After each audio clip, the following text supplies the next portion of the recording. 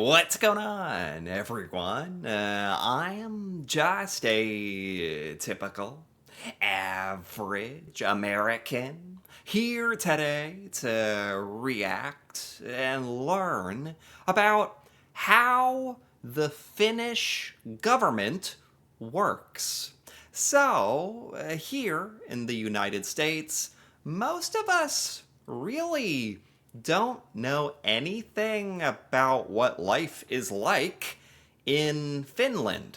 So today, I thought it'd be really interesting to learn about what kind of government Finland has and how it works and how it's different from here in the US. So let's take a look at this. So it says Finland has a parliamentary representative democracy. Okay, that answers everything. Perfect. Okay, the my question is answered. That's a lot of technical jargon there, but so you have a parliament, which in the U.S. we do not. We have like a Congress, so that's already different. Representative democracy sounds very familiar. So you guys like vote on your representatives and they, make laws and decisions for the people of Finland. That's pretty straightforward, if that's right. So anyway, it says Finland is a constitutional republic. So you guys have a constitution, which again, very similar to the United States. It's like the overall rule of law of the country, the Constitution, sets out all that stuff. And you're a republic, which I believe that means you don't have a king or queen? Is that right? Is that right? Because a lot of like Nordic countries, I know like Norway and like Sweden, right? I think.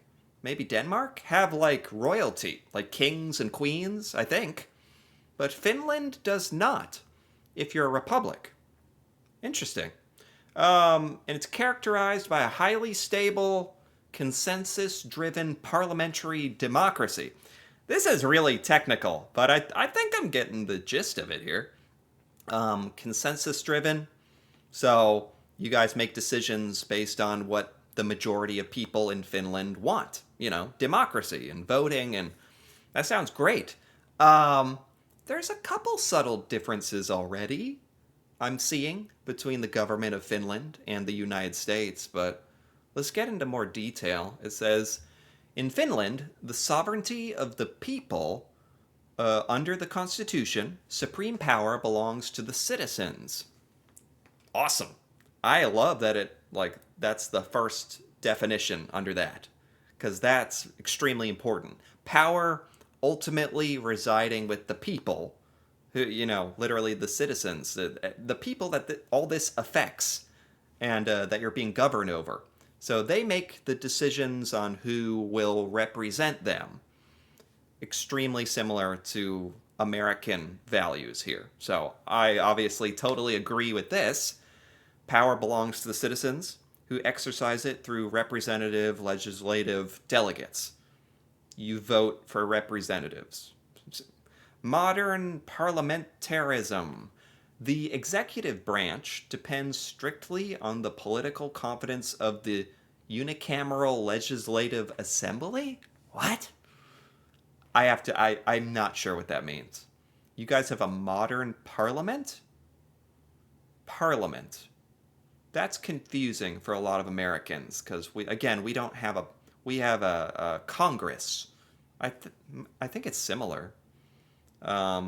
Executive branch depends on the competence of the legislature. So you guys have an assembly of like representatives that help govern at least one branch of the Finnish government, something like that. Nordic civic model, grounded in robust rule of law, institutional transparency. I like that. I like that. Oh my god. We're having a huge problem with that right now here in the United States. Our government like, led by Donald Trump, and is not transparent, not telling the truth, not explaining its decisions. Transparency is a big problem in the US right now. So that really connects with me that you guys have that. That's great. Low administrative corruption. Low corruption? I'd love. I think most Americans would used to say that about the US government, and now a lot of Americans like me think there's a lot of corruption in our politics. Sadly. Yeah, I mean, it's hard to even admit. So if Finland really has transparency, low corruption, high trust, those are so important. Those aren't even ideals that we even talk about enough here in the US. So important. Good for you guys. That's great. The separation of powers. So, legislative, executive, and judicial. Are these like the branch? Because this here is exactly like the US government. I don't know if in Finland you learn much about the government here in the US. All I can say is we don't learn anything about other governments, like in Finland. So this sounds just like us. We got three branches: legislative, executive, judicial, with different. It's a separation of powers. So no one part of the government has too much power. That's the idea. So in Finland, the 200-seat unicameral parliament called the Eduskunta. Eduskunta. So you guys have a 200-seat assembly, a parliament. And that's the name, the Eduskunta. I can't say this word. It holds ultimate decision-making authority. Really? The parliament holds ultimate authority? Not like one individual? Like in the US, we obviously have the president, which has a lot of power, unfortunately. This makes it seem like in Finland, the parliament, is that like the ultimate authority? Really? That's interesting. So it's like 200 people rather than one individual? It passes legislation, determines budgets, supervises executive operations. Oh, but you do have an executive branch, executive power. It's shared between the president, who coordinates foreign. You guys have a president. It's shared between the president and the government cabinet headed by the prime minister? Wait, what? You guys have a president and a prime minister? Am I understanding this correctly? Yeah, both? How does that work? I genuinely thought I didn't know there was a government where you had both. I thought it was just one. Like, you have a president or a prime minister, or maybe it's the emperor or the king or the dictator, but it's always one. In Finland, it's two. What's the difference?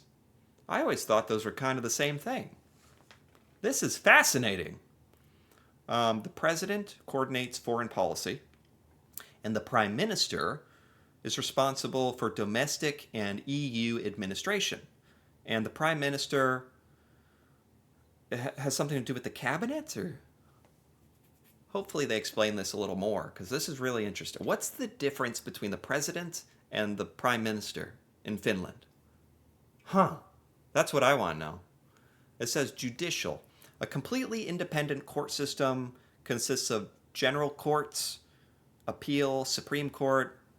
This is exactly like the US, and I think a lot of countries have like Supreme Courts, the judicial branch. Very important that's like, I mean, unfortunately, this is making me do a lot of comparisons with Finland and the US, and it's not good things about the US right now that this is making me think of, unfortunately.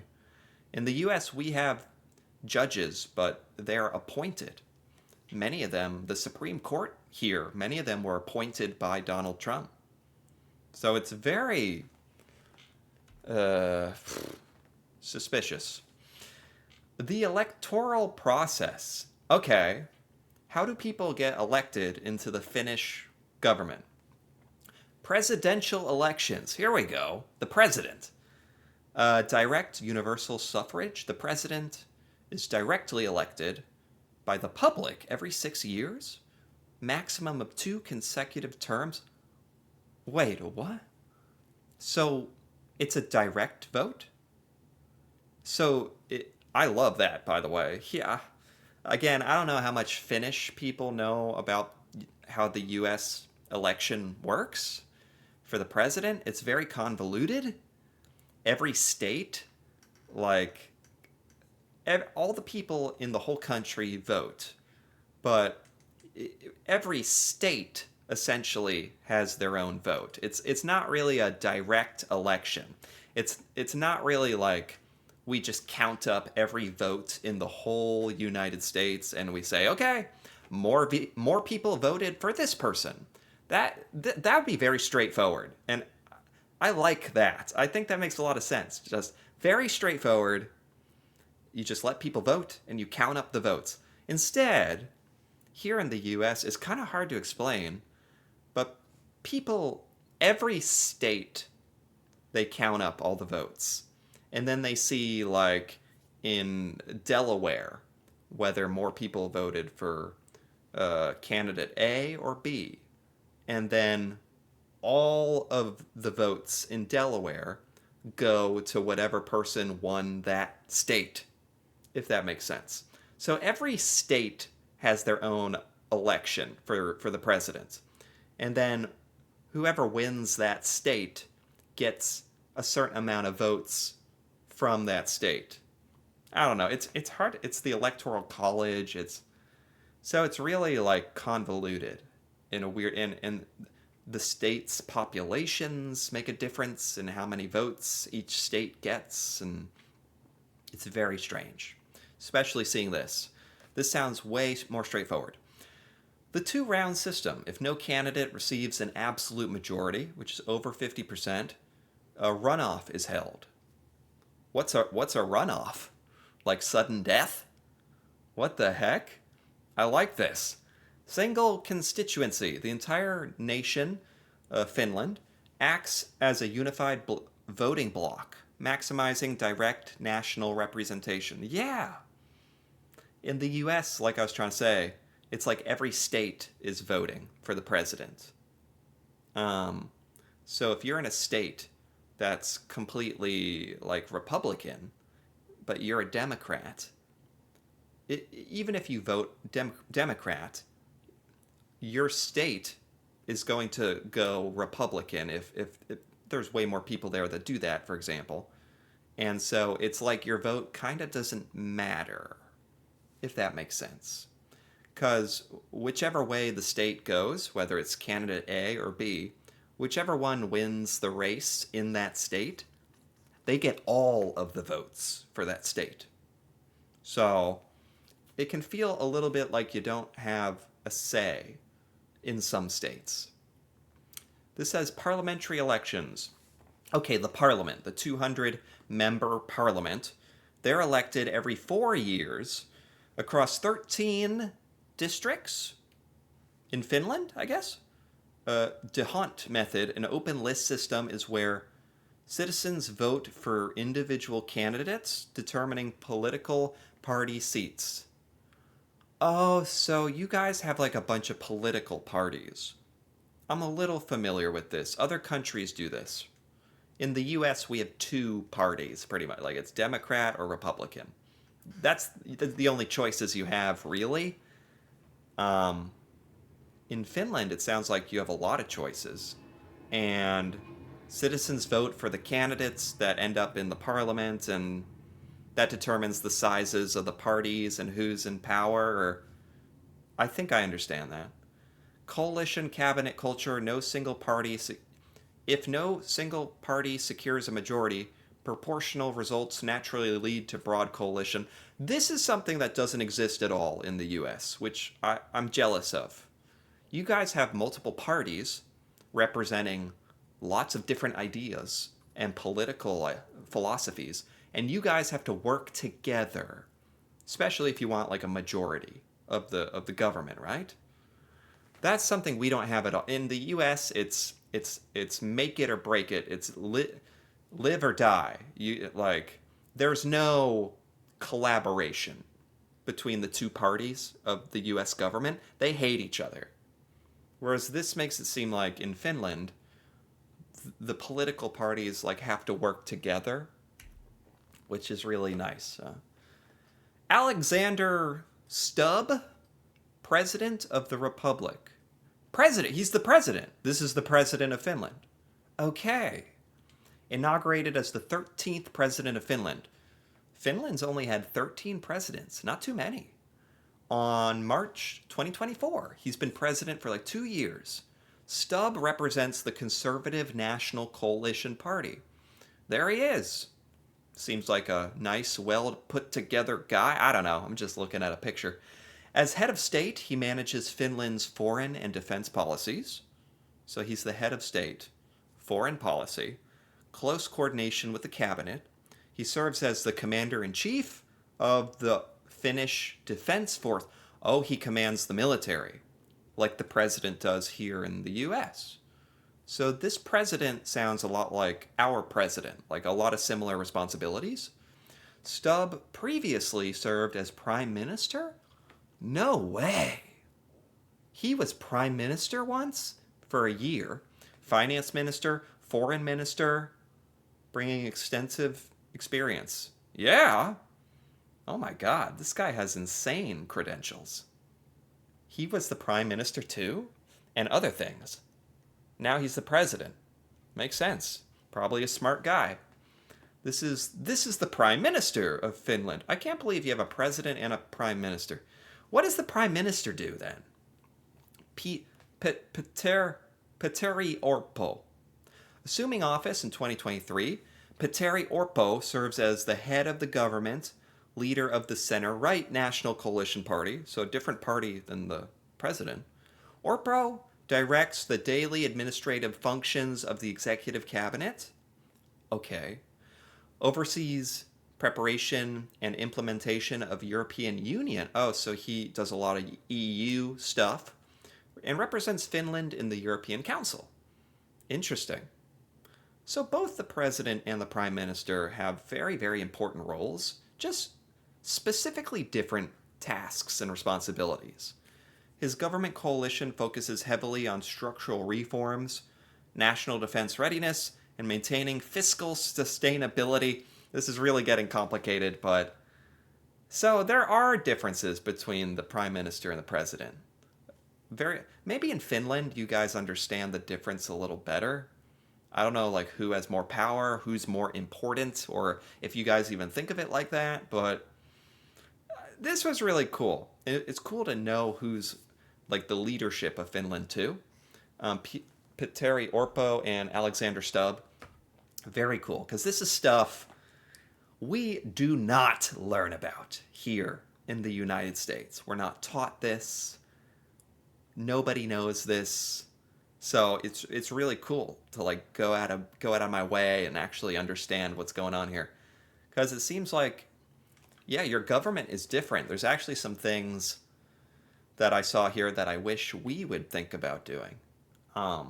So it's really cool. I'd say overall, the Finnish government is very similar in a lot of ways to the American government, but very different in some ways, important ways, especially with your 200-member parliament and the different political parties, the coalitions, and the prime minister and president. There's actually a ton of differences.